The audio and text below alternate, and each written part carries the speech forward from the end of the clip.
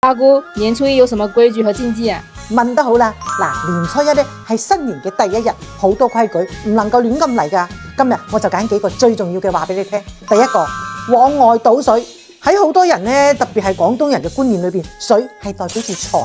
大年初一往外倒水，就會認為咧往外倒財係唔好嘅意頭啊。第二個，掃地。大年初一咧，哇係講究來財啊嘛，哇你將嗰啲地掃咗往外倒嘅話咧，就叫做倒財啊。第三個，叫人起床，大家咧為討個好彩頭，初一都會早咁起床。雖然而家唔少後生仔女咧都中意瞓懶覺，但係你亦都唔好去催佢。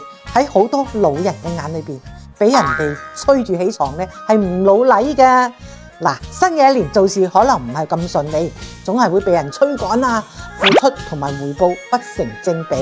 第四個，嘈交啊，生活中難免會有啲小嘅矛盾，但係大年初一呢一日咧，無論遇到幾唔順心嘅事，都千祈唔好同人哋咧發生口角，要控制好自己嘅情緒，因為新年嘅第一日嘈交被視為不吉利，就算只係為咗圖個好意頭，呢一日都要避免嘈交㗎。以上就係年初一要注意嘅規矩同埋禁忌。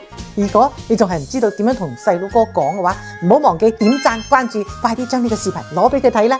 八姑祝大家年初一順順利利，健康安樂。